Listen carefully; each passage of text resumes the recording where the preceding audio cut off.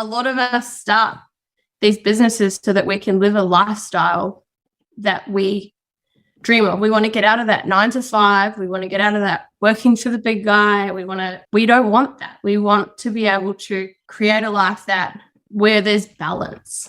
I think where, yes, we work hard and yes, we do put in long hours and we love what we do.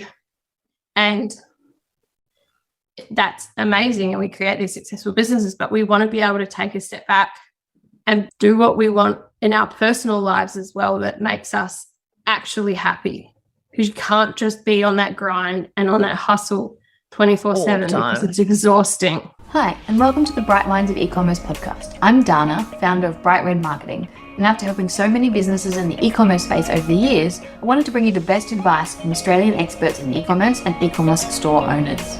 If you're wanting relatable stories and actionable advice and the latest Facebook advertising strategies, you're in the right place. Want help with your Facebook and Instagram ads? Remember, you can always book in a free strategy session at brightredmarketing.com.au/free-strategy-session.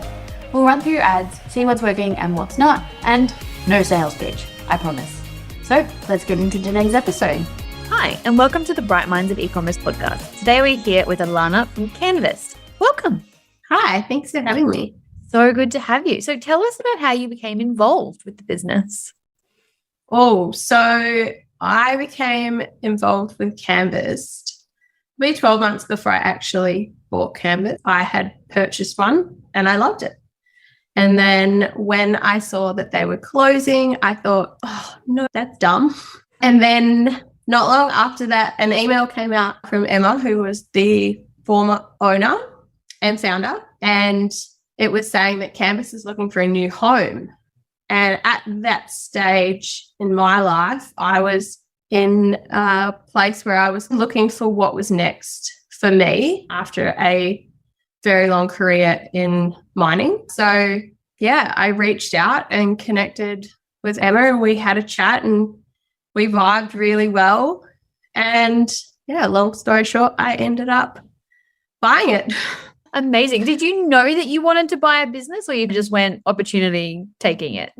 I didn't know that I wanted to buy a business. I had recently started studying new small business and digital marketing because I had really been thinking about it for probably 12 months that I wanted to get out of what I was doing and start my own business. And so when the opportunity came up that Canvas was for sale, I looked at it as maybe that's my opportunity that is supposed to be my next step. And it was obviously a brand and a product that I knew and I loved and I believed in. And so I thought, this is perfect. Yeah, very good timing. Yeah, it was all just that. And that's one of the things that we said to each other, the timing just aligned really well. Yeah. Fantastic. Is there sort of any tips or advice that you can share on the buying process now that you're on the other side of it? I think overall, the process of buying the business was pretty seamless. I think we had a really good back and forwards conversation, asked all the questions, found out all the information that I thought I needed to know before buying a business, did all the things that you do. And then I took over and then I was like, oh my goodness, what have I done? This is so much more. I feel like I didn't ask enough questions. Yep. So even though at the time I felt like I had gotten all the information that I needed, I think there was always more that I could have asked or that I could have learned prior to just jumping in and doing it. I don't think I was prepared as what I thought. And so I've totally been winging this since I started. We're doing a very good job. Till you make it, baby. Yeah. That's what they tell us. That's what they tell us. Were there any questions or things that you wished you'd learned that are good advice for other people that may be in a similar position that you didn't think of until afterwards?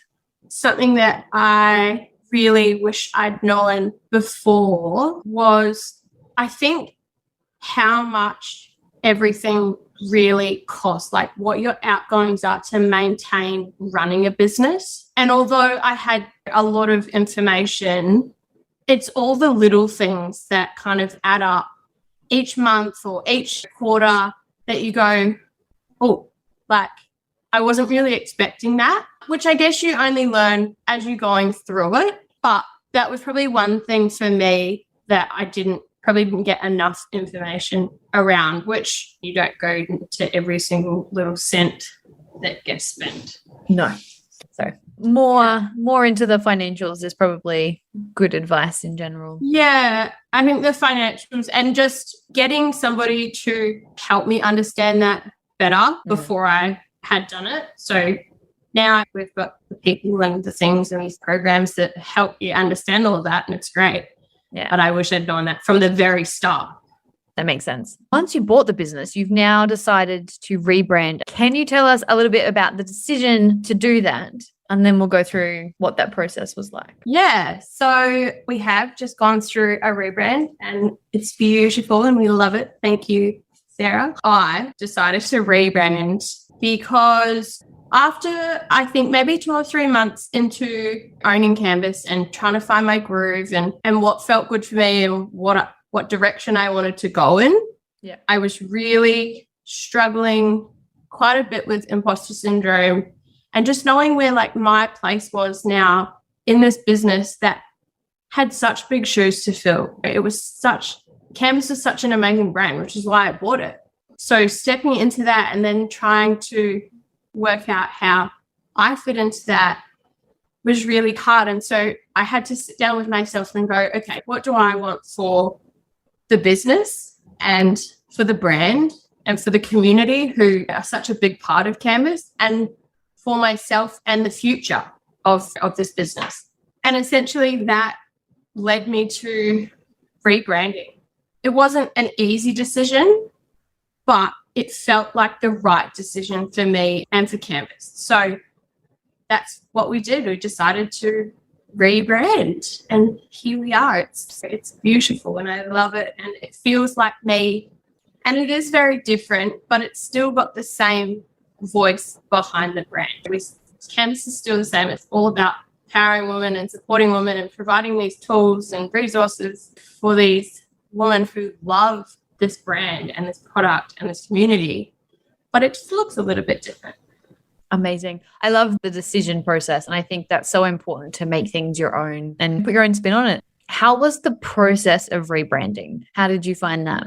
I actually loved the rebranding process because we just visually rebranded. I love all that sort of stuff, that creative, like digital so fun marketing. It's so good. If my mum had way, I would have gone to university and I would have done graphic design and advertising. I didn't. I went to the mines. So I love all that sort of stuff. I engaged with Sarah from Digital Bloom and we sat down and we went through, what my vision was for Canvas, like now, in 12 months, in 5 years, in 10 years, long term. What am I trying to achieve? What do I want it to feel like? What do I want it to look like? What do I want people to get out of it? And so that was really good because it allowed me to really sit down and get even more clear on what I wanted for the business. And yeah, we started that process. So we started with the visual rebrand. We're just going to make it look different. And then it's changed a lot of things behind the scenes as well, which has been great. And it's allowed me, because I'm like, obviously, like I said, I'm still learning and trying to work out how it all works.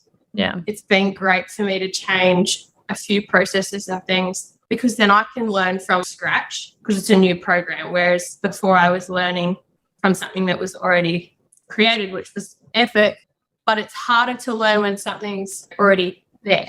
100%. You're doing something based on how someone else's brain worked, whereas now you. Yeah, it's all new and it's all me and it's all fresh. So amazing. I can learn as it grows. Yeah, it's always amazing. We just went through a rebrand and it's amazing. You're like, I'm just going to change the logo and some colors. And all of a sudden you're like, actually, now I have to change my entire social strategy. I need a brand new website. I need this. I need some new headshots. I need this. And oh my God, I need to change this as well. And now I got to change the reports and the templates. And it's not just like, I'm just changing a logo. All of a sudden everything changes. That's it. And I think that's how, I guess in the beginning, because I didn't really know, I thought, we'll just change the logo, change the color scheme, like it'll be great. And then all of a sudden you've changed everything. You've got, like you said, all your socials are different, your website. You need new photos so you've got to get a photographer, which was probably one of my favorite parts of the rebrand, was actually getting new photos taken, because I had this idea of, rather than it being all about me and the planner, I really wanted the brand to focus on the community, the women who use this planner, the women who love this planner, who are all essentially trying to achieve the same thing, but they're all real. So their lives are all completely different, and they use these tools in different ways, and they do things differently, but they all brought together by this one community. And it was such an incredible day. I had 5 girls who wanted to be a part of it, and we went to this stunning location for the day, and it felt like a girls' day. It was that we laughed and everybody connected so well, and the vibe was really good, and it just felt like you were hanging out with your girlfriends. And you see the photos now. It's the content that came from such a genuine, unreal, authentic vibe created some absolute magic. I think it's one of my favorite things. Your new brand is beautiful, but I love the fact that you've just got real people. Like, the photos that I've seen are they do so much justice to your brand, and they really give off that community vibe. And I think it was a very clever decision, and it's just been executed amazing. Yeah, I think that was really important for me. Like, when I sat down and really went through what I wanted for the brand moving forward, I can get on there and I can share all of my tips and tricks and how I use my Canvas and all these things that I do in my life, which I will continue to do and will always do, because I love showing up and being real and being present. But I really wanted to put the focus on, like you said, these real women who are just doing their thing. Aesthetically, they are beautiful, but I wanted real, which is what the whole canvas, it's about being real, and it's not about being perfect and perfectly structured and all of this. It's about doing what works for you with no pressure, with no expectation, just being us, being women. Yeah, I love that so much. So obviously you've built and continued to build this amazing community. Is there anything that you do in particular to sort of nurture those fans, or is it just happening organically? I think it is happening organically, but I have a lot of connections in the DMs. Like, people will comment on stories or so that, and I really like to not just tap and cool, thanks for the comment. I think that it's really important to engage with the community and these women, because we've all got something to share. And I think that's a really cool thing about this community, is everybody wants to support and inspire. And like as we've been saying, they've all got different things that they bring that we might need. So I think engaging and staying connected as much as possible is really important. I've got some really want to try and harness that a little bit more in real life, especially after the Big Girls Day that we had, is try and organize some things over the next 12 months to bring these women together. And yeah, I think that would be probably our next step kind of thing, which is really cool. I love that so much. And I think it's such an important part with business these days, is those actual relationships. Like, I think a lot of the time social media gets very just throwing things out there, but the fact that you do that and then really do that to build a relationship, I think is incredible. And I think it would show. Yeah. So what are some of your favorite and most successful marketing strategies? Look, you're probably asking the wrong person, because I don't know yet. I have been trying a few different things. I think consistency for Canvas, I think consistency and showing up regularly is really important.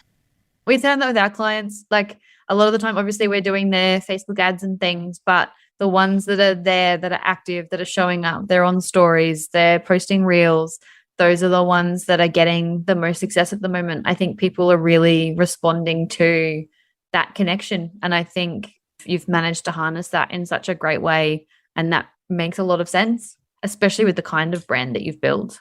I think that's it. It's just that consistency and showing and being like genuine and real, and not just, I think that's probably what I am starting to learn, and what we've now implemented more of is the email marketing as well, not just focusing on Instagram or, Facebook. It's all the different types of it, because the communities, the range of women is so different. Some of them might not be on Instagram, but they love that weekly email that they get, whether it's me telling some random story or sharing some tips about how I use my planner or what you can do differently. So yeah, I've definitely, the last probably 6 months, I'm really trying to try different marketing techniques, because I didn't know a lot about it and didn't know how it was going to work. It's like been doing so much work behind the scenes to work on that marketing strategy for Canvas, that now I really just have to nurture those strategies and those things that we've implemented,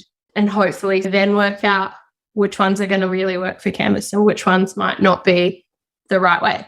I think that sounds like a great plan. Is there anything you think we've missed that you can share before we go on to the last couple of questions? I think, if anything, that I've kind of learned since becoming a business owner, and it's so cliche, but trust yourself, because there's been so many times through this process and through this journey where I've gone, oh no, don't do that, because what are people going to think? Or is that really going to be a good decision? Or, oh, should you be spending that money and whatever? But trust yourself, back yourself 100%, because what I find is if I don't back myself, nobody does, because it's me.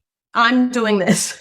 Yep. I do all the teams. So if I don't go, yep, do that, then nothing happens. And I sit there, and I am a perfectionist, and I like planning, and I like to know what's going to happen next. And unfortunately in business, I'm finding you don't know what's coming. You don't know what's going to happen next. You don't know if this thing that you do now is going to pay off in 3 months, or if it's going to pay off in 12 months. Like, you just have to try and see what happens. Like, back yourself, trust yourself, and just do it. Totally agree. And I think that's excellent advice and great strategy and tips to end on. Now, I think you're going to have the best answer of anyone to this question, I hope, considering what you do. No pressure. No pressure. No pressure. No pressure. Also a good chance to plug your product. But do you have any strategies or habits that you follow each day to help you stay on track? I assume a planner is a big part of that. Oh, that I do. So for me to stay on track, I need routine. Like, I need to plan. I need to be able to know what's coming, because then I'm prepared.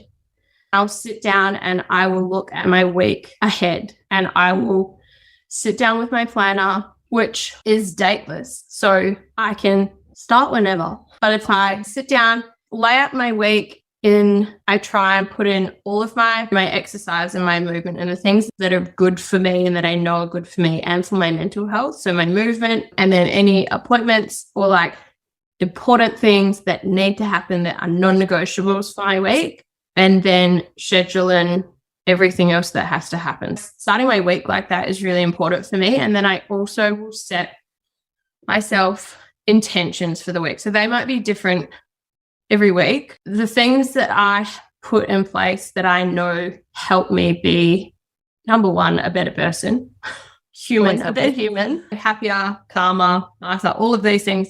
So things like getting up in the morning. And for me, I like exercising first thing in the morning. If I leave it till the afternoon, it's probably not going to happen. And I know that if I start my morning like that, I'm going to have a much better day. Reading is another really big thing for me, and journaling. So reading, because it's nice to not be looking at a screen all the time. And usually I have at least 2 books on the go. One's a learning book, and then another one might be like a story. So reading and then journaling, I find, and some days it might be like a really quick 10-minute session.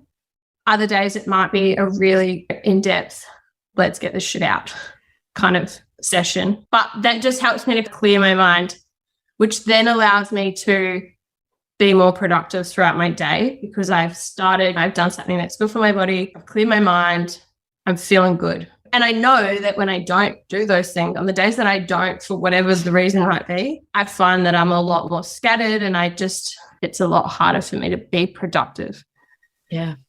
Throughout my day. Very good. And do you have a favorite business book? I think when I first started in Canvas, I read The Chillpreneur, which I'm just trying to look at the spine to see.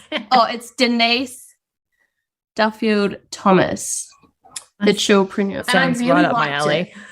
Yeah, it was really good because I found she's a big successful business owner, but she talks a lot about creating this keyless life.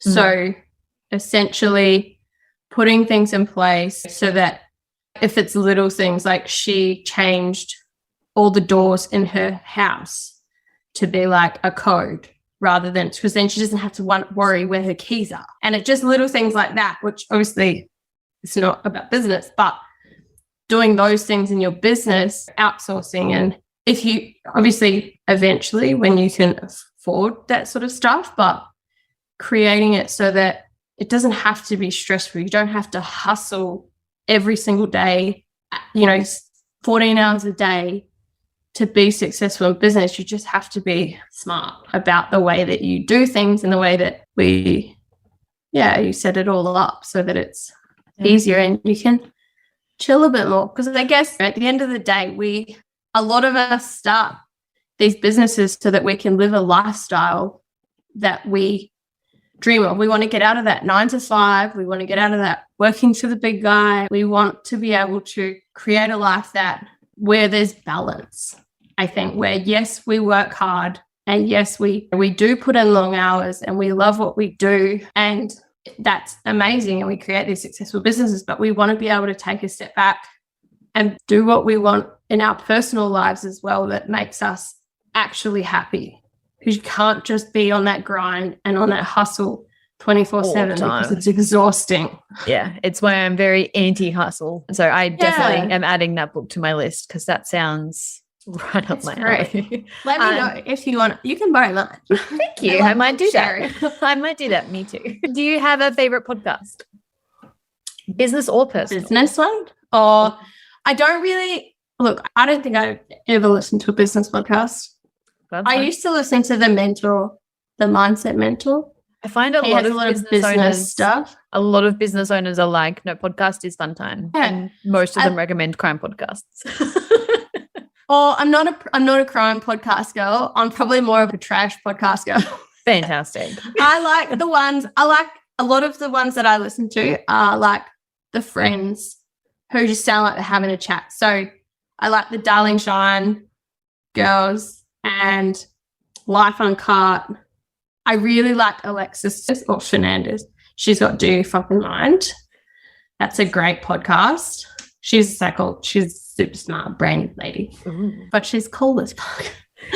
Fantastic. And lastly, how can people visit you? And I believe you've got a special offer for our listeners. I do. So you can find me on Instagram at Canvast Co or on Facebook as well. The website, if you want to check out our products, is canvasco.com.au. And yes, if you want to go and check out our planners, so those are our dateless yearly planners, come in 4 colors, the OG black, we have a coral, apricot, and an eggshell. You can head to the website and pick one of those up. And for all of your listeners, we are going to offer 10% off with the discount Bright Red marketing. Yes. So thank you very much for that. We appreciate it. I am in the market for a new planner, and I like that they're dateless. So that's right, because you can start this week if you want to. I'm one of those people that buys a planner, and then I'm like, I'm busy, and then I don't use it, and then we feel this. So you miss a couple of weeks, and then you feel this pressure, like, oh, I can't start now because I'm done. Just wasted. It's all over. I'm not going to lie. There is one on my desk right now that I'm fairly certain is 2 years old, but I spent a lot of money on it. So it just sits on my desk. So I'm going to look at it. I'm just going to look at it and stress myself out some more. It's pretty. It looks nice on my desk. But yours looks pretty. You need dateless. And yours are pretty. And They sound like And they'll they've got stress me lots out of- a lot less. They will. And they've got lots of cool resources in them. It's not just a planner. There's so much stuff in there for managing your money and setting goals and planning your next exciting business adventure, whatever it is. There's lots of space. I love that. Our planners. So much. So I go and might check be them one out. of your new avid fans. I've always loved your branding and what you're doing, but I might need Thank to be you. on the other side, be a customer now. Out of the Canvas gang. One of the gang. I love it so much. Yeah. Thank you so much for joining us. It's been an absolute pleasure having you on the show. Thank you, Dana, for having me. Thanks for listening to the Bright Minds of E-commerce podcast. As always, you'll find the show notes at brightredmarketing.com.au/episode 39. Thanks for listening.